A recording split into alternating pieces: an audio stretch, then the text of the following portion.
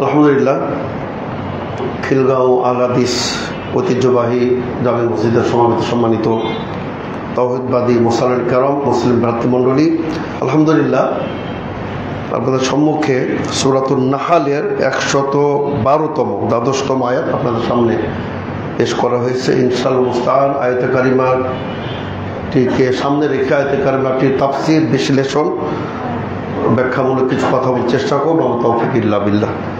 তো সম্মানিত সুধী মণ্ডলী, আমরা অবগত আছি যে আজকে আমরা পবিত্র জিলকাদ মাসের 25তম তারিখ আজকে আমরা অতিক্রম করছি।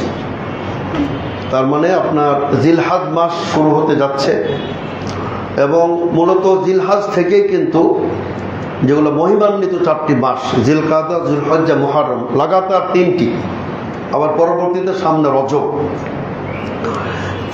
তো একদম মুহররম পর্যন্ত নিষিদ্ধ যে মাসগুলির মধ্যে আমাদের করণীয়, আল্লাহ তাআলা বলছেন যে ফালা তাজলিমু ফিন আনফুসাকুম, খবরদার এ মাসসমূহে নিজের উপর অত্যাচার করবে না। মানে বিশেষ করে কাবিরা গুনাহ করা টোটালি কঠোরভাবে নিষিদ্ধ। এজন্য আমাদের সকল প্রকার কাবিরা গুনাহ, এটা আমি আপনাদের শুধু স্মরণ করে দিতে চাই যে আমাদেরকে বর্জন করতে হবে। তার কারণ এই মাসসমূহে আপনার একটা পাপ কিন্তু অনেক গুণ, এটা মারাত্মক কাবিরা গুনাহ হয়ে যাবে। কিন্তু আমাদের মনে রাখতে হবে যে পাপ 2 প্রকার, যেটা আমরা প্রত্যেকে জানি, কাবায়ের এবং সগায়ের, মহাপাপ আর ক্ষুদ্র ক্ষুদ্র ছোট ছোট পাপ। কিন্তু করা না করার দিক দিয়েও কিন্তু পাপ 2 প্রকার। এক প্রকার পাপ হচ্ছে নিষিদ্ধ, করা যাবে না, আল্লাহ তাআলার কঠোরভাবে নিষিদ্ধ, মুহাররামাত মানহিয়াত আনহু, কিন্তু নাউযুবিল্লাহ আমরা করে দিচ্ছি। চুরি, ডাকাতি, জেনা, ব্যভিচার, মানব হত্যা, তারপর আপনার বহু রকমের যত নিষিদ্ধ এগুলো আমরা করতেছি, এটা কিন্তু একটা মহাপাপ, এটা একটা পাপ। অপর প্রকারটি হচ্ছে যেগুলো আদিষ্ট, আল্লাহ তাআলা আদেশ করেছেন, আবশ্যক যেগুলো, সালাত আদায়, তাওহীদ, যাকাত, হজ, সিয়াম, পিতামাতার প্রতি সদ্ব্যবহার, মানুষের প্রতি সুন্দর আচরণ, এগুলো আমরা আবার লঙ্ঘন করি। তো 2 ভাবে কিন্তু আমরা কাবিরা গুনাহ বা সাগিরা গুনাহর মধ্যে লিপ্ত থাকি। যে কাজগুলো করা নিষিদ্ধ আমরা সেগুলো করে ফেলি, যেগুলো করা আবশ্যক সেগুলো আমরা আবার করি না। তো আমাদের সর্বদিক দিক দিয়ে আমাদের কিন্তু সচেতন থাকতে হবে যে আমরা নিষিদ্ধ কাজ করব না, আর যেগুলো আবশ্যক সেগুলো আমরা ছাড়বো না। এটা আমাদের সর্বদা লক্ষ্য রাখতে হবে। আর আমাদের রাসূল সাল্লাল্লাহু আলাইহি সাল্লাম, তিনি দেখুন, তিনি তো নিষ্পাপ ছিলেন। অতীত, বর্তমান, ভবিষ্যৎ, তার সারা জীবনের সমস্ত ভুল ত্রুটি আল্লাহ রাব্বুল আলামিন পূর্বে থেকেই ক্ষমা করে রেখেছিলেন। সুবহানাল্লাহ। তারপরেও তিনি এত ইবাদত করতেন, এত দীর্ঘ ইবাদত করতেন যে বিশ্ব নবীর পা দুটি ফেটে যেত, এত দাঁড়িয়ে দীর্ঘ কিয়াম করতেন। আয়েশা রাদিয়াল্লাহু বলে, হে রাসূল সাল্লাল্লাহু আলাইহি ওয়াসাল্লাম, আপনি তো নিষ্পাপ, আপনি কেন এত ইবাদত করেন? তিনি কি বলেছিলেন? আফালা কুনু আবদান শাকুরা, আমি কি আল্লাহর কৃতজ্ঞ বান্দা হব না? তিনি আমাকে মর্যাদা দিয়েছেন, মাকামে মাহমুদ দান করেছেন, খাতিমুন নবিয়্যিন করেছেন। তো আমার তো হক আছে, আল্লাহ তাআলার কিছু হক আমি আদায় করব। তো এই জন্যই সম্মানিত সুধীবৃন্দ, আমরা যখনই পাপ করব আমরা কিন্তু আল্লাহর নিয়ামতকে অস্বীকার করব। পাপের মাধ্যমে, পাপাচারের মাধ্যমে আল্লাহ তাআলার নিয়ামতকে অস্বীকার করা হয়। তো এদিকে আমাদের লক্ষ্য রাখতে হবে। আমি আপনাদের সম্মুখে সূরাতুন নাহালের যে 112তম আয়াত পেশ করেছি, সেটার রেখাবর কিছু বলবো ইনশাআল্লাহ। তারপর আমাদের জিলহাজ মাস, যেটি পৃথিবীর শ্রেষ্ঠতম দিবসসমূহ, এই 10টি দিবস যেটা আল্লাহ রাব্বুল আলামিন যার শানে আয়াত অবতীর্ণ করেছেন, ওয়াল ফজর ওয়া লায়ালিন আশর, আল্লাহ রাব্বুল আলামিন। তবে তার আগে আমি একটু ফিরে আসতে চাই সেই আয়াতে, যেখানে আল্লাহ রাব্বুল আলামিন আমাদের স্মরণ করিয়ে দিচ্ছেন যে তোমরা যদি আল্লাহ তাআলার নিয়ামতের কুফরি করো, অস্বীকার করো, তবে কঠিন শাস্তি তোমাদের ভোগ করতে হবে। আল্লাহ রাব্বুল আলামিন তিনি বলছেন, ওয়া দারাবাল্লাহু মাসালান ক্বরিয়াতান কানাত আমিনাতাম মুতমাইন্নাহ আল্লাহ বলছেন যে আল্লাহ রাব্বুল আলামিন একটা দৃষ্টান্ত দিচ্ছেন, উপমা দিচ্ছেন সেই একটি জনবসতির, একটি জনপদের, একটি এলাকার, যেটা কানাত আমিনাতান, অত্যন্ত সেটা নিরাপদ নগরী ছিল। বিশেষ মক্কা নগরীকে বলা হচ্ছে নিরাপদ নগরী, মুতমাইন্না, প্রশান্তির নগরী। ইয়াতিহা রিজকুহা রাগাদাম মিন কুল্লি মাকান, সারা পৃথিবী থেকে সেখানে পর্যাপ্ত পরিমাণ খাদ্য, শস্য, ফল ফলাদি সেখানে আসত। কিন্তু কিন্তু সেই অধিবাসী মক্কাবাসীগণ আল্লাহ তাআলার নিয়ামত সমূহকে অস্বীকার করলো, কুফরি করলো। বিশ্বনবী নবুয়ত, বিশ্বনবী রিসালাত, ইসলাম বিরাট নিয়ামত, এর চেয়ে পৃথিবীতে কোনো বড় নিয়ামত নেই। আল-ইয়াওমা আকমালতু লাকুম দীনাকুম ওয়া আতমামতু আলাইকুম নিয়ামতি, এই নিয়ামতকে তারা অস্বীকার করলো, বিশ্বনবীকে অস্বীকার করলো, তাকযীব করলো, মিথ্যা আরোপ করলো এবং সাহাবা কেরামকে সীমাহীন নির্যাতন তারা করলো। তো আল্লাহ রাব্বুল আলামিন বলছেন যে যখন তারা আল্লাহ নিয়ামত গুলিকে অস্বীকার করলো, কুফরি করলো, আল্লাহ তাদেরকে চাখিয়ে দিলেন, স্বাদ তাদের পাইয়ে দিলেন, লেবাসাল জুই ওয়াল খাউফি, ক্ষুধা এবং ভীতি, মুসিবত, বিমা কানু ইয়াসনাউ, তাদের কৃতকর্মের ফল। তো আল্লাহ তাআলা এখানে বলে দিয়েছেন যে মানুষ যখন আল্লাহ তাআলার নিয়ামতের অস্বীকার করবে, কুফরি করবে, তখন তাদের জন্য দুটি শাস্তি, একটা হলো ক্ষুধা, একটা ক্ষুধা, আরেকটি হচ্ছে ভয় ভীতি। সবসময় আপনাকে আতঙ্কে থাকতে হবে। আমি একটু স্মরণ করিয়ে দিতে চাই, তার কারণ এটা জুমার মেম্বার, এখান থেকে সব ধরনের বক্তব্য, সব ধরনের নির্দেশনা জাতির জন্য থাকতে হবে। বর্তমান কিন্তু আমরা আবার একটা অত্যন্ত কঠিন ক্রান্তিকাল অতিক্রম করছি। বাংলাদেশ কিন্তু একটি অস্থিতিশীলতা বিরাজ করছে সমগ্র বাংলাদেশে, আতঙ্ক জনমনে কি হতে যাচ্ছে। ফেসবুক দেখেন, পত্রপত্রিকা দেখেন, একটা জনমনে আতঙ্ক ছড়িয়ে গেছে বা ছড়িয়ে দেওয়া হচ্ছে। আমাদের করণীয় কি সম্মানিত শ্রোতাবৃন্দ? আমাদের করণীয় দেশের স্থিতিশীলতা, এটার পক্ষে আমাদের কাজ করতে হবে। আলহামদুলিল্লাহ এই 5ই আগস্টের পরে এটা কিন্তু একটা নিয়ামত ছিল। আমরা দেখেছি সেই আপনার স্বৈর শাসনের যে সীমাহীন নির্যাতন, সেটা তো অবর্ণনীয়। আমি সেদিকে যাব না বা কোনো রাজনৈতিক বক্তব্য আমি দিতে চাই না, কিন্তু একজন দেশের নাগরিক হিসাবে যে আমরা দেখেছি কি ধরনের নির্যাতন আলেম ওলামাদের প্রতি, আলেম ওলামাদের ফাঁসির কাস্টে শুধু নাই, তাদেরকে উলঙ্গ করে কিভাবে আপনার রিমান্ডে নিয়ে নির্যাতন, তারপরে আপনার বিডিআর হত্যারও বিভিন্ন আছে। আমি সেদিকেও আমি ওটা তদন্ত সাপেক্ষে কিন্তু হয়েছে ঘটনাগুলো, আমি সেদিকে বলতে চাচ্ছি। তারপরে আমরা এত সুন্দর একটা বাংলাদেশ অর্জন করলাম, পৃথিবীর global celebrity professor doctor Yunus, আমরা তাকে অত্যন্ত মর্যাদা দিলাম। বাংলাদেশের মধ্যে না সারা পৃথিবীর একজন সর্বজন শ্রদ্ধেয় জনপ্রিয় ব্যক্তিত্ব, কিন্তু আজকে কিন্তু তাকেও বিতর্কিত করা হচ্ছে অথবা তাকেও বিভ্রান্তির মধ্যে ফেলা হচ্ছে। আজকে বাংলাদেশে নারীবাদীরা তার প্রকাশ্যে মিছিল মিটিং করলো, আমার দেহ আমি যাকে ইচ্ছা তাকে দেবো, কিন্তু কোথায় তখন আমাদের জাতীয় নাগরিকের ছেলেরা? তোমরা তো প্রতিবাদ করো নাই, তোমরা তো বাধা প্রদান করো নাই। করিডোর নিয়ে একটা বিতর্কিত, কেন এটা উত্থাপন করা হবে? তো সামগ্রিকভাবে আমি বলতে চাই যে আমাদের একটা স্থিতিশীলতা, আর যে দেশে আপনার সরকার এবং সেনাবাহিনী, সশস্ত্র বাহিনীর মধ্যে বিরোধ থাকবে, ও দেশ কিন্তু ধ্বংস হয়ে যাবে। দেশ কখনো দাঁড়াতে পারবে না। কিন্তু আমরা আহ্বান জানাতে চাই, সরকার, সশস্ত্র বাহিনী, সেনাবাহিনী সুন্দর চমৎকার সংলাপের মাধ্যমে প্রত্যেক রাজনৈতিক দলের বা সবার যারা আপনার আমাদের ছাত্র জনতা আছে, সবার মধ্যে একটা বসে শান্তিপূর্ণ একটি সমাধান, নির্বাচন হবে না হবে, কবে হবে, একটা সমাধান থাকলে আমাদের দেশারিভাবে অশান্তি বিরাজ করতো না। নইলে আল্লাহ তাআলা বলছেন যে ক্ষুধা, পার্শ্ববর্তী দেশগুলি কিন্তু ওত পেতে আছে, ক্ষুধা এবং ভীতি, আতঙ্ক। একটা বোমা মারলেই তো আমাদের অবস্থা খারাপ। কেউ আমরা অশান্তি চাই না।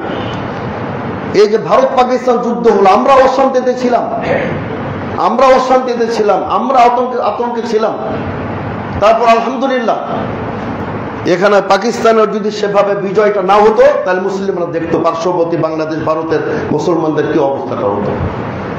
তারপর যুদ্ধ থেমে গেছে, আমরা আলহামদুলিল্লাহ। আমরা চাই না আমাদের হিন্দু ভাইরা তারা নিহত হোক, এটা আমরাও চাই না, কিন্তু একটা যদি যুদ্ধ লাগিয়ে দেওয়া হয় তত অসংখ্য জনগণের তো মৃত্যু, তাদের ধ্বংস অনিবার্য। সুতরাং আমরা শান্তিপ্রিয়ভাবে, আমরা পৃথিবীটা একটি শান্তিময় পৃথিবী আমরা চাই। তো আমি বলছিলাম সম্মানিত সুধীবৃন্দু যে আল্লাহ তাআলার যে নিয়ামত এগুলো আমাদের স্মরণ করতে হবে। আল্লাহ তাআলা বলছেন ফালিয়াবুদু রাব্ব হাযাল বাইতিল্লাযী আত'আমাহুম মিন জু'ইন ওয়া আমানাহুম মিন খাউফ। ক্ষুধা এবং ভীতি এটা কিন্তু যুদ্ধেরই কিন্তু এগুলো ফসল। যেখানে যুদ্ধ হয়েছে সেখানে ভীতি, সেখানে ক্ষুধা। আপনি দেখুন ফিলিস্তিনের নিগৃহীত, নির্যাতিত, নিষ্পেষিত আমাদের মুসলিম ভাইরা ক্ষুধার জ্বালায় হাজার হাজার লোক তারা আজকে কঙ্কাল হয়ে মৃত্যুবরণ করতেছে। আল্লাহর জমিনের সবচেয়ে নিকৃষ্ট জাতি ইহুদি জাতি, তার ওখানে খাদ্য সামগ্রী পর্যন্ত পৌঁছাতে দিচ্ছে না। আলহামদুলিল্লাহ কিছুটা জাগ্রত বিবেক ফ্রান্স, ব্রিটেন আরো কিছু কিছু তার জেগে উঠেছে। ফ্রান্স তো ঘোষণা দিয়েছে, স্পেন ঘোষণা দিয়েছে যে পৃথিবীর মধ্যে সবচেয়ে গণহত্যাকারী রাষ্ট্র হল ইসরায়েল। কিছুটা বিবেক জাগ্রত হচ্ছে আলহামদুলিল্লাহ। আমি মনে করি যে সমগ্র বিশ্বের ঐক্যবদ্ধভাবে ইসরায়েলকে বয়কট করা উচিত, ইসরায়েল ওখানে তাদের প্রতি আক্রমণ করা উচিত। তো সম্মানিত সুধীবৃন্দু, আমি বলছিলাম যে আমাদের সামগ্রিক বিষয়গুলি আমাদের লক্ষ্য রাখতে হবে আর আমাদের ঐক্য ধরে রাখতে হবে। বাংলাদেশে আপনার আমাদের ঐক্যের কোনো বিকল্প নেই। আমরা দেখেছি আলহামদুলিল্লাহ আপনার পাকিস্তানে যখন যুদ্ধ হল সব কিছু এক, কোনো তখন ভেদাভেদ ছিল না। আমাদের বাংলাদেশিদের সর্ব অবস্থাতে আমাদের জাতীয় ইস্যু নিয়ে যেগুলো আমাদের পারস্পরিক মতদ্বন্দ্ব থাকতে পারে, কিন্তু আমাদের জাতীয় ইস্যু সব আমাদের কোনো মত পার্থক্য করে চলবে না। তো আমি বলছিলাম সম্মানিত সুধীবৃন্দু যে আজকে আমরা 25শে জিলকাদ আমরা অতিক্রম করছি। তো সামনে যে জিলহাজ মাসের প্রথম দশক আল্লাহ রাব্বুল আলামিন সে সম্পর্কে তিনি কোরআন অবতীর্ণ করেছেন, ওয়াল ফাজর ওয়া লায়ালিন আশর ওয়াশ শাফি ওয়াল ওয়াতর। আল্লাহ রাব্বুল আলামিন তিনি বলছেন ফজরের শপথ এবং 10টি রজনীর তিনি শপথ করেছেন। এই 10টি রজনী আল্লাহর জমিনে এর চেয়ে পবিত্র, গুরুত্বপূর্ণ, মর্যাদাপূর্ণ কোনো দিবস নাই। এমনকি রমজান মাসের দিবসসমূহ, এমনকি আপনার শেষ দশকের যে দিবসসমূহ রমজানের, সেগুলোর চেয়েও বেশি মর্যাদাপূর্ণ দিবস হলো জিলহাজ মাসের প্রথম 10 দিন। কিন্তু আমরা কিন্তু এগুলো গুরুত্ব দিই না, এটা কিন্তু অবহেলা আমরা পার করে দিই। সম্মানিত সুধীবৃন্দু, আল্লাহ রাসূল সাল্লাল্লাহু আলাইহি ওয়াসাল্লাম বলেন আফজালু আইয়ামিদ দুনিয়া ও আইয়ামুল আশরে, সারা পৃথিবীর সবচেয়ে উত্তম দিন হচ্ছে এই জিলহাজ মাসের প্রথম 10 দিন। ইবনে হিব্বানে সহিহ হাদিস বর্ণিত হয়েছে এবং আল্লাহ রাসূল সাল্লাল্লাহু আলাইহি ওয়াসাল্লাম বলেছেন, সহিহ বুখারী মুসলিমের হাদিসে বর্ণিত হয়েছে, সহিহ বুখারী হাদিসে বর্ণিত হয়েছে, মা মিন আইয়ামিন আল আমালুস সালিহু ফীহিন্না আহাব্বা ইলাল্লাহ, যে আল্লাহর জমিনে, আল্লাহর এই পৃথিবীতে এই 10 দিনের চেয়ে উত্তম কোনো দিন নাই। এই দিবস সমূহে আমল আল্লাহ রাব্বুল আলামিন এতটাই পছন্দ করেন যে অন্য সময় পৃথিবীর কোনো দিবস আল্লাহ রাব্বুল আলামিন এতটা আমল তিনি পছন্দ করেন না। আল্লাহ রাসূল সাল্লাল্লাহু আলাইহি ওয়াসাল্লামকে জিজ্ঞেস করা হলো, আল্লাহ জিহাদু ফি সাবিলিল্লাহ, হে রাসূল সাল্লাল্লাহু আলাইহি ওয়াসাল্লাম, আল্লাহর পথে কেউ যদি জিহাদ করে অন্য দিবসে, মানে আপনার এই জিলহাজ মাসের 10টা দিন বাদে অন্য সময় যদি জিহাদ করে, তবে কি ওই জিহাদ এই 10 দিনের আমলের চেয়ে, 10 দিনের জিকিরের চেয়ে, 10 দিনের তাহলিলের চেয়ে, 10 দিনের ইবাদতের চেয়ে ওই দিবসের জিহাদ উত্তম হবে না? আল্লাহ রাসূল সাল্লাল্লাহু আলাইহি ওয়াসাল্লাম বললেন, লা ওয়ালাল জিহাদু ফি সাবিলিল্লাহ, আল্লাহর পথে জিহাদও অন্য দিবসে করলে এই দিবসের আমলের উত্তম হতে পারে না। তবে হ্যাঁ, ওই ব্যক্তি খারাজা বিনাফসি ওয়া মালিহি, যে ব্যক্তি যুদ্ধের ময়দান বেরিয়ে পড়লো নিজের জীবন নিয়ে, ধন সম্পদ নিয়ে, মাল নিয়ে, তরবারি নিয়ে, কিন্তু সে খালি হাতে, সে তার কিছুই ফিরল না, তার জীবনটাও ফিরল না, মালটাও ফিরল না, মানে সে মৃত্যুবরণ করলো, শহীদ হয়ে গেল। কেবলমাত্র ওই শহীদ ব্যক্তি এ 10 দিনের ইবাদতের চেয়ে তার ইবাদতটি উত্তম হতে পারে। সুবহানাল্লাহ। তো এজন্য কিন্তু সম্মানিত শ্রোতাবৃন্দ, আমরা বাংলাদেশের বুকে থেকে আমরা হাজীদের সাথে শরীক হতে পারি। আলহামদুলিল্লাহ, আমরা বাংলাদেশের বুকে, আমাদের সবার পক্ষে প্রত্যেকবার হজ করা সম্ভব না,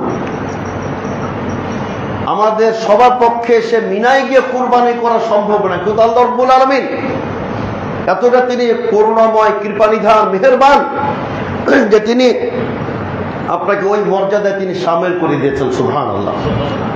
যে আপনি বাংলাদেশের বুকে এই 10 দিন কিছু ইবাদত করবেন। সুবহানাল্লাহ, আলহামদুলিল্লাহ, লা ইলাহা ইল্লাল্লাহ, আল্লাহু আকবার, এই জিকির আজগারগুলি পাঠ করবেন, কিছু ইবাদত করবেন, দান খায়রাত করবেন, সিয়াম রাখবেন। তো আল্লাহ রাব্বুল আলামিন আপনাকে হাজীদের সাথে তিনি শরীক করে দিয়েছেন। সুবহানাল্লাহ। আর এজন্যই সম্মানিত শ্রোতাবৃন্দ, আল্লাহ রাব্বুল আলামিন আপনার এই দিবস সময় এই 10টি দিনের তিনি শপথ করেছেন যে ওয়ালায়ালিন আশর ওয়াশ-শাফঈ ওয়াল ওয়াতর, জোর এবং বিজোড়। কে বলছেন জোর বলতে এখানে জিলহজ মাসের 10ম তারিখ যে দিবসে কোরবানি করা হয়, আর ওয়াতর বিজোড় মানে আরাফা দিবস। এই 10টি দিবসের মধ্যে সুবহানাল্লাহ ইয়াউমে আরাফা, আবার ইয়াউমুল উযহিয়া মানে আপনার কুরবানি দিবস, দুটি মহান দিবস এই 10 তারিখের মধ্যে কিন্তু উপস্থিত। সম্মানিত শ্রোতাবৃন্দ, এবং যে স্থানে হজ সম্পাদন করা হয় আল্লাহ তাআলা সেই স্থানের শপথ করেছেন, ফালা উকসিমু বিহাদাল বালাদ, এই পবিত্র নগরীর আমি শপথ করে বলছি। সুবহানাল্লাহ। আল্লাহ রাব্বুল আলামিন স্বয়ং তিনি পবিত্র নগরীর, মক্কা নগরীর তিনি শপথ করেছেন। তাহলে কতটা পবিত্র সেই বরকতময় জায়গা, যেখানে আপনার সালাত আদায় করলে 1 লক্ষ গুণ বেশি সওয়াব পাওয়া যায়। সুবহানাল্লাহ। আর এর যে সবচেয়ে গুরুত্বপূর্ণ যেটি হজ হচ্ছে আপনার এই পবিত্র দিবসগুলিতে। আর হজের ব্যাপারে তো আপনারা আমরা জানি ইসলামের একটি পঞ্চম অত্যন্ত শক্তিশালী একটা পিলার হজ, হজ্জু বাইতুল্লাহিল হারাম, যেটা ব্যাপারে আল্লাহ রাব্বুল আলামিন তিনি বলছেন যে ওয়ালিল্লাহি আলান নাসি হজ্জুল বাইতি মান ইসতাতা ইলাইহি সাবিল। আল্লাহ তাআলা প্রত্যেক সামর্থ্যবান ব্যক্তির উপর আল্লাহ তাআলার বাইতুল্লাহর হজ করাটা আল্লাহ রাব্বুল আলামিন ফরজ করে দিয়েছেন, আবশ্যক তিনি করে দিয়েছেন। আর আপনার মর্যাদার বিষয়গুলো দেখুন যে আল্লাহ রাসূল সাল্লাল্লাহু আলাইহি ওয়াসাল্লাম তিনি বলছেন, ইয়া আইয়ুহান নাস কাদ ফারাদাল্লাহু আলাইকুমুল হাজ্জা ফাহুজ্জু। হে মানব মণ্ডলী, আল্লাহ রাব্বুল আলামিন তোমাদের উপর হজ ফরজ করে দিয়েছে, সুতরাং তোমরা হজ আদায় করবে। আর হজের মর্যাদা নিয়ে কথা বললে সম্মানিত শ্রোতাবৃন্দ, 2-3টা হাদিস যথেষ্ট। এতই মানে গুরুত্বপূর্ণ হাদিস, অর্থবহ, ব্যাপক হাদিস, এক একটা হাদিসে আপনার বিশাল একটা মর্যাদা বর্ণনা করে দেওয়া হয়েছে। যেমন আপনার দেখুন সহিহ মুসলিমের হাদিস, আল হাজ্জু ইয়াহদিমু মা কানা ক্বাবলাহু। সুবহানাল্লাহ। আল্লাহ রাসূল সাল্লাল্লাহু আলাইহি ওয়াসাল্লাম বলেন, হজ ইয়াহদিমু মা কানা ক্বাবলাহু। একজন ব্যক্তির, হজ আদায়কারীর ব্যক্তির জীবনের অতীতের যত পাপ আছে সমস্ত পাপকে হজ নিশ্চিহ্ন করে দেয়, মিটিয়ে দেয়, পাপগুলিকে মিটিয়ে দিবে হজ। সুবহানাল্লাহ। এবং বিশ্বনবী বলেন, মান হাজ্জা লিল্লাহ, যে ব্যক্তি আল্লাহর উদ্দেশ্যে হজ করবে, ফালাম ইয়াফসুক ওয়ালাম ইয়ারফুস ওয়ালাম ইয়াফসুক রাজাআ কা ইয়াউমিন ওয়ালাদাতহু উম্মুহু।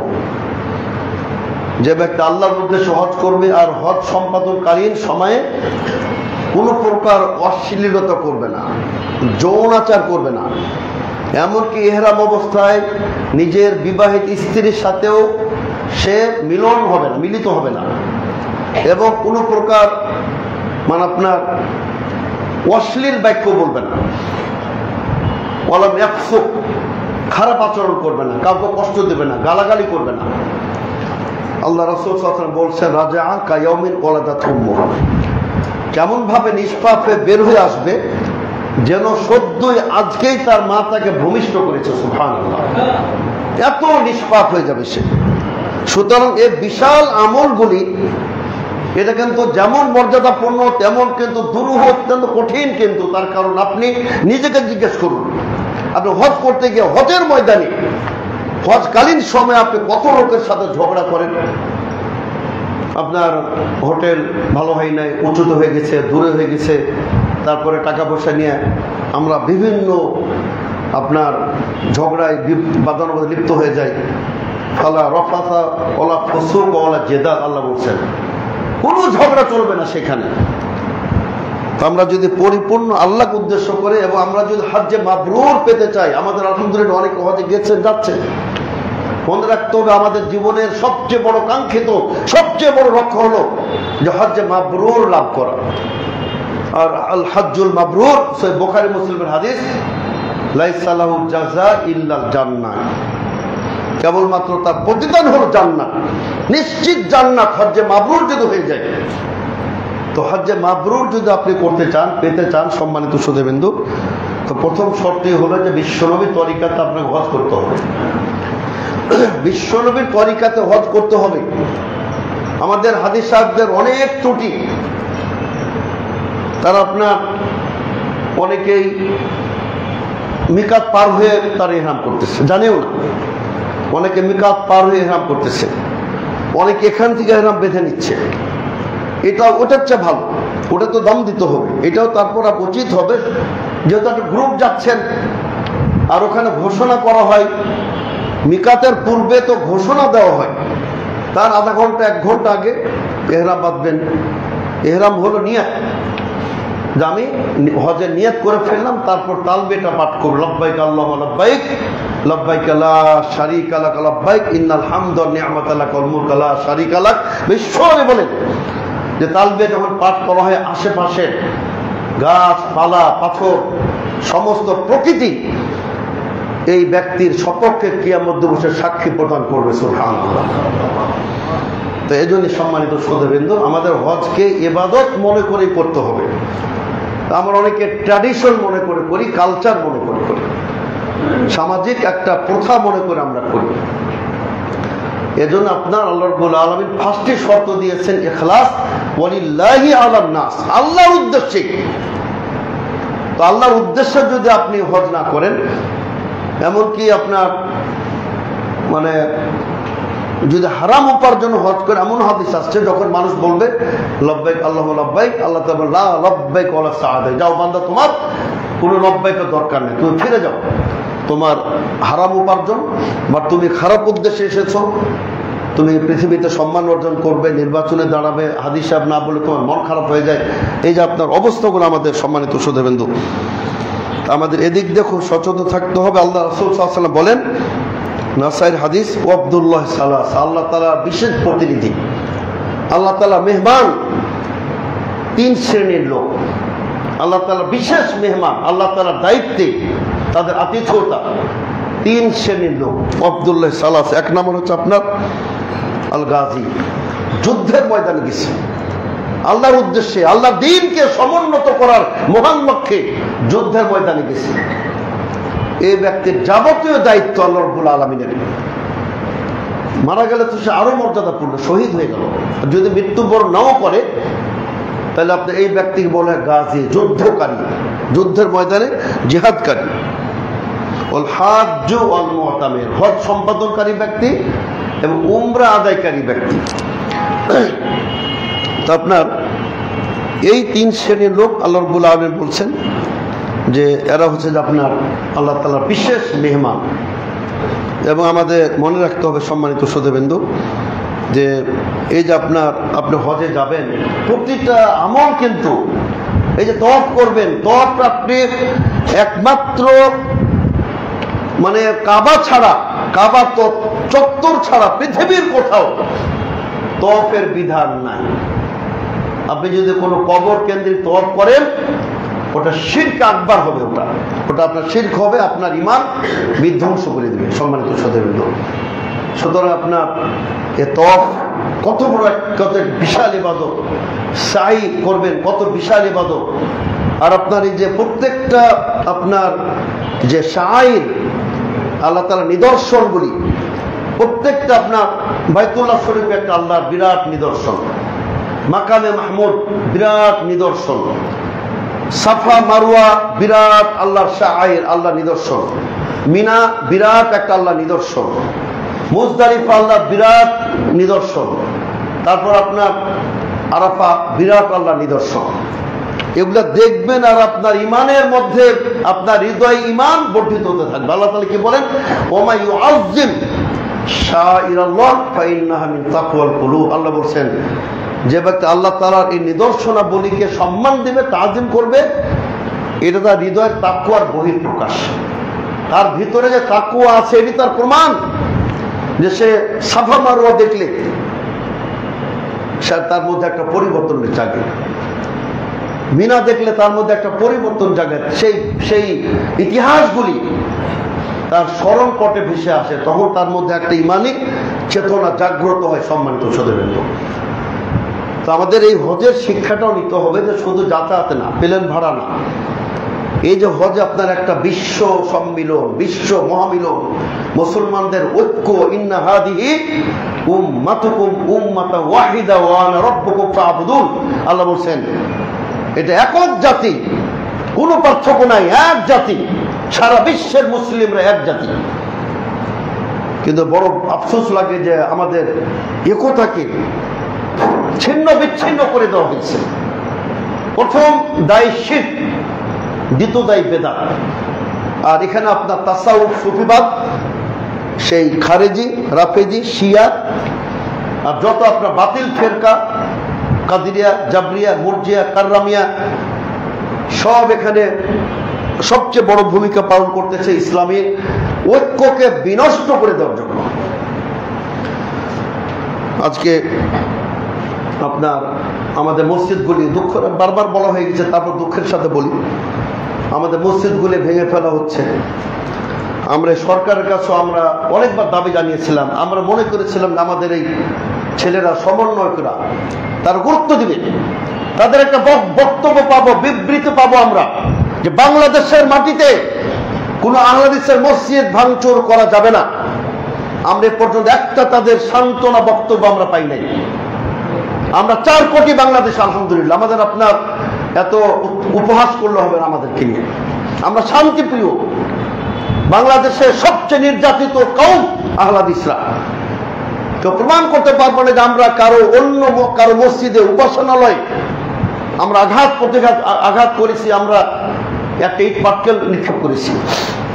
আমাদেরকে মেরে রক্তাক্ত করে দেওয়া হয়। সম্মানিত সদস্যবৃন্দ, এই 2-3 দিন আগে সম্ভব দাবা বিবাড়িয়ায় ওই কিলুৎফুর ফারাইজি দলিলে মিসকিন, কোরআন হাদিসে মিসকিন, আমাদের ছাত্রদের সামনে তার দাঁড়ানো তার ক্ষমতা নেই, কিন্তু ওখানে গিয়ে সন্ত্রাস করে, আপনার হুমকি দেয়। তো এগুলোর আমরা বিচার চাই।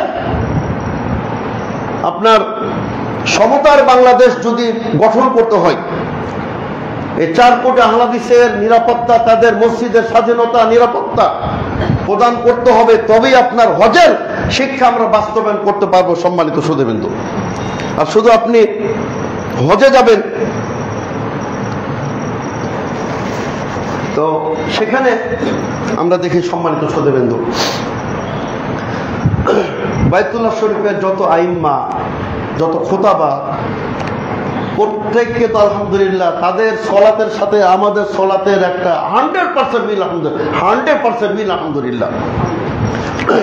তো ওখানে যদি তুমি সলাত আদায় করতে পারো, তাদের পিছনে তাদের সময় মতো সলাত আদায় করতে পারো, ওখানে যদি জোরে আমিন বলে ইমামের পিছনে ইক্তাদা করতে পারো, তো বাংলাদেশের সমস্যা কোথায়? এই জন্য আমরা বলতে চাই যে হজের শিক্ষাই কিন্তু মুসলিম উম্মার ঐক্য। যতদিন মুসলিম মিল্লাত ঐক্যবদ্ধ না হবে, সম্মানিত সদস্যবৃন্দ, আমাদের ফিলিস্তিনি নাগরিকদের অবস্থা হবে, মিয়ানমারের নাগরিকদের অবস্থান হবে। এর জন্য আমাদের কিন্তু উচিত হবে, আমরা অবশ্যই বলবো যে আমাদের রাষ্ট্রের দায়িত্ব হবে ওয়াইদুল লাহুম মাসতাতাতুম মিন কুওয়া। আল্লাহ বলছেন যথাসাধ্য শক্তি অর্জন করো। এই জন্য আমাদের রাষ্ট্রকে গুরুত্ব দিতে হবে যে আমাদেরও আপনার অত্যন্ত শক্তিশালী ক্ষেপণাস্ত্র, শক্তিশালী যুদ্ধ বিমান এগুলো আমাদের সরকারকে এগুলা ক্রয় করতে হবে, মজুদ রাখতে হবে, সৈন্যবাহিনীকে প্রস্তুত করতে হবে, ট্রেনিং দিতে হবে। সম্মানিত শ্রোতাবৃন্দ, এটাই কিন্তু আমরা বলবো যে হজের শিক্ষা। আল্লাহ রাসূল সাল্লাল্লাহু আলাইহি ওয়াসাল্লাম বলছেন, আলা ইন্নাল কুওয়া রামিউ, আলা ইন্নাল কুওয়া রামিউ, আলা ইন্নাল কুওয়া রামিউ। আল্লাহ রাসূল সাল্লাল্লাহু আলাইহি ওয়াসাল্লাম বলে, জেনে রাখো সবচেয়ে আসল শক্তি হলো আর রামিও, মানে নিক্ষেপ, উৎক্ষেপণ করা, যেটা ক্ষেপণাস্ত্র। দেখুন ইসলাম এবং আল্লাহ রাসূল সাল্লাল্লাহু আলাইহি ওয়াসাল্লাম কতটা বিজ্ঞানসম্মত, কতটা আধুনিক ইসলাম। এখানে তীর বলা হয়নি। আপনি বলতে ইসলাম তীরের কথা বলেছে, তীর তো নাহি 100 গজ 500 গজই তার গন্তব্য, কিন্তু ইসলাম এখানে তীর বলে না, আর রামিও বলেছেন, মানে যেটা নিক্ষেপ করা হয়। যত ক্ষেপণাস্ত্র পৃথিবীতে সবগুলাই কিন্তু আপনার এই রামিওর মধ্যে পড়ে যাবে। এজন্য আমাদের সরকারের দায়িত্ব, সম্মানিত শ্রোতাবৃন্দ, যে আমাদের একটি শক্তিশালী রাষ্ট্র, তার আপনার আকাশ তার নিরাপত্তা, পৃথিবী তার জমিনের নিরাপত্তা, সবকিছু শক্তিশালী নিরাপত্তা হবে। তো সম্মানিত শ্রোতাবৃন্দ, আসুন আমরা এই পবিত্র হজের সময় আমরা বিশেষ করে আমি বলবো যে যারা যাচ্ছেন আলহামদুলিল্লাহ, আপনারা এই উদ্দেশ্যে যাবেন যে আপনি যেন নিষ্পাপ হয়ে আসতে পারেন। আর আরেকটু কথা বলতে চাই সম্মানিত শ্রোতাবৃন্দ, যে সামনে আমাদের আবার কুরবানি। কিন্তু আমি আগে বলেছি যে আমরা যারা হজে যেতে পারবো না, হজে হাদি দিতে পারবো না, হজের পশুকে হাদি বলা হয় আর কুরবানি পশুকে আদাহি বলা হয়। মানে যারা সৌদি আরব যাবেন হজের জন্য, ওটা কিন্তু কুরবানি না, ওটা হলো হাদি, ও পশু আপনার কুরবানির পশু, আর এটা হলো আদাহি। তো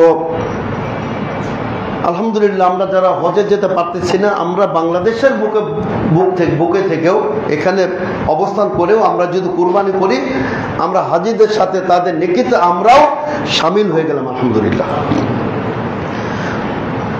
তো আমি আপনাদেরকে একটা সুন্দর সুসংবাদ আমি জানি, আমাদের মসজিদ কর্তৃপক্ষ আলহামদুলিল্লাহ, আমাদের জনাব আশরাফুল ইসলাম সাহেব ইঞ্জিনিয়ার, তার নেতৃত্বে একটি কমিটি সুন্দর একটু উদ্যোগ গ্রহণ করেছেন আলহামদুলিল্লাহ। আসলে এখানে আমরা স্মরণ করি, সত্যি বলছি, আজকে আমাদের মনিরুজ্জামান আনসারী সাহেবের আসার কথা ছিল, অসুস্থ, আসতে পেরেছেন কিনা জানি না।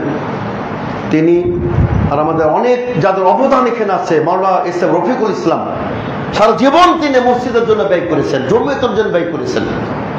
আব্দুল্লাহ কাফি আনসারী সাহেব, আব্দুল হামিদ সাহেব ইঞ্জিনিয়ার, আরো অনেকে যারা এই মসজিদে অবদান রেখেছেন, আল্লাহ রাব্বুল আলামিন প্রত্যেককে তাদেরকে ক্ষমা করে দেন, আল্লাহুম্মা আমিন। আর তারা আমাদের এখনো যারা আছেন আলহামদুলিল্লাহ, আমাদের অলংকার, তারা আমাদের জন্য জিনাত, আমরা তাদের জন্য দোয়া করি। আলহামদুলিল্লাহ তাদেরই ধারাবাহিকতায় আমাদের সম্মানিত ইঞ্জিনিয়ার আশরাফ ইসলাম সাহেব, একশো চিফ ইঞ্জিনিয়ার ছিলেন, একটা চমৎকার উদ্যোগ গ্রহণ করেছেন যে এই মসজিদের উদ্যোগে আপনার যে সমস্ত এলাকায় আপনার গরিব বিপন্ন ব্যক্তিবর্গ আছেন, অসহায় ব্যক্তিবর্গ আছেন, তাদের মধ্যে কুরবানির গোশত বিতরণ করা বা মাংস, আমি সে বিতর্ক যাব না, যে কুরবানির গোশত বিতরণ করা।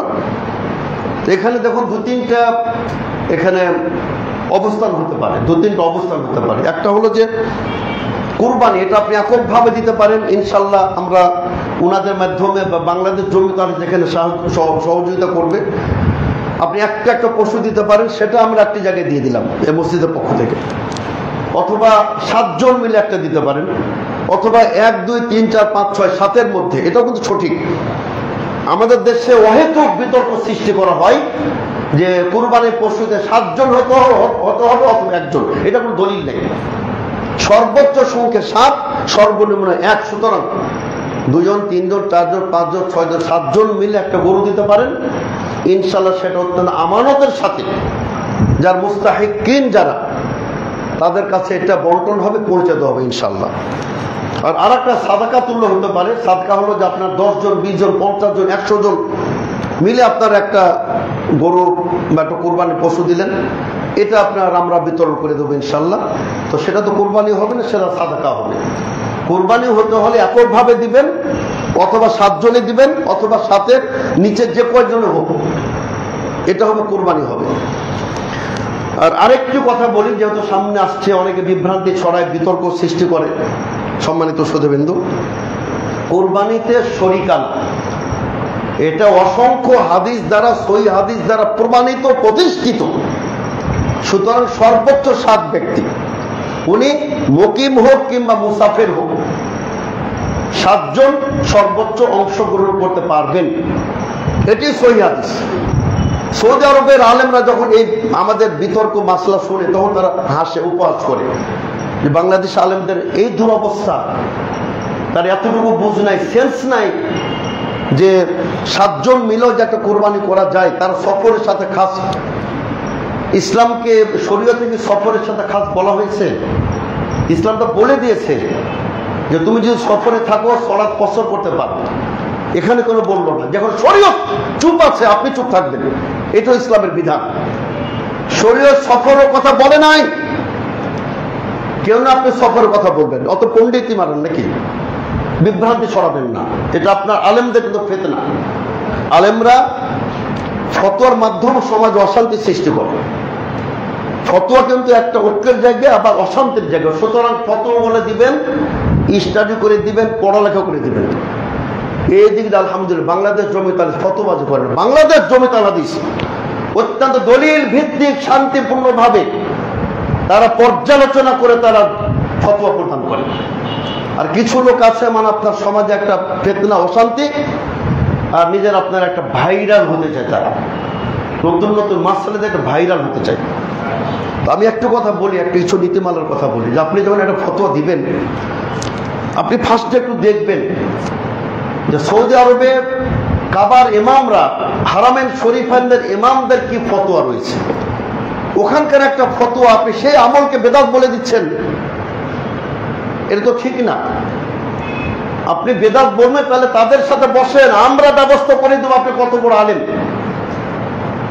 হারামের শরীফানদের ইমামদের সাথে আপনি যদি বলেন যে ওখানকার প্রচলিত আমল একটি বেদাত, ঠিক আছে, আপনার সাথে বসার ব্যবস্থা আমরা করে দেবো। আর মূলত ওদেরকে লাগবে না, ওদের ছাত্রের ছাত্র ওরাই যথেষ্ট। তো সম্মানিত শ্রোতাবৃন্দ, আসুন আমরা কোরবানি করব, হজ করব ইখলাসের সাথে। লা ইয়ানালাল্লাহু লুহুমুহা ওয়ালা দিমাউহা ওয়ালাকিন ইয়ানালুহুত তাকওয়া মিনকুম। আল্লাহ বলেন কুরবানির গোশত, হাড্ডি, অস্থি মধ্যে কিছুই পৌঁছায় না তার কাছে, কেবল পৌঁছে তাকওয়া, ইখলাস। আল্লাহ তাআলা আমাদের সকলকে সম্মানিত শ্রোতাবৃন্দ ইখলাসের সাথে তাকওয়া ভিত্তিক আল্লাহ রাব্বুল আলামিন আমাদেরকে হজ, কুরবানি এবং আমাদের সমস্ত আমল করার তৌফিক দান করুন। আল্লাহুম্মা আমিন। বারাকাল্লাহু লানা ওয়া লাকুম ফিল কুরআনিল আযীম ওয়া নাফা'না ওয়া ইয়্যাকুম বিল আয়াতিল মুতাহহারা ওয়া যিকরিল হাকীম। ইন্নাহু তাআলা জাওয়াদুন কারীমুম মালিকুম বাররাউফুর রহিম।